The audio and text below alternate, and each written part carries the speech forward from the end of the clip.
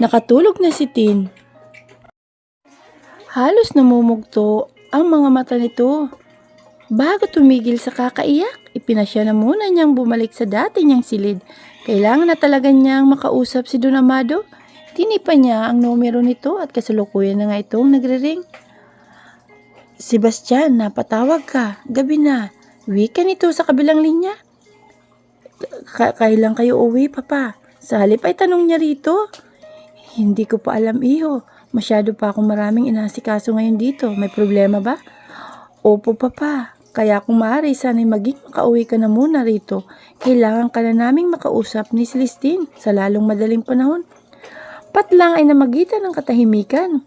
May katagalan. Ang hindi niya agad pagsagot ni Don Amado. Papa, nariyan pa ba kayo? Oo, narito pa ako. Sebastian, maaari ko bang malaman kung anong problema?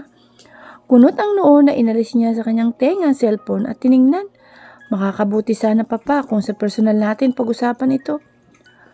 Maaari naman siguro rito sa telepono mo na lamang sabihin, iho. Makikinig ako, basta baka kasi hindi ako makauwi agad. Nag-aalala kasi ako sa inyo ni Celestine. Pero, sige na, Sebastian, ano bang nais mong malaman? Papa, totoo bang mayroon kang anak na ang pangalan ay Marco? Oo, anak, mayroon. Buong akala ko'y namatay na siya sa sunog, pero hindi pa pala. Buhay siya.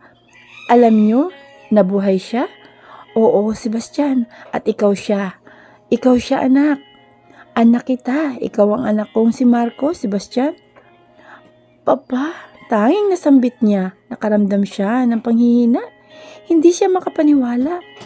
Patawarin mo ako, anak. Hindi ko agad nasabi ang lahat sa iyo. Muli ay wika pa nito. Papa, si Celestine. Pag uwi ko riyan ay saka ko ipapaliwanag ang lahat, Sebastian. Kailangan ko nang ibaba ang telepono. Sige na, ingat kayo riyan. Huwag kayong mag-alala. Magiging naputol na ang tawag na ikinakunot ng kanyang noo. Sinubukan niyang muling tawagan ang numero nito pero unattended na ito. Naisip na lamang niya na baka nalubat ito.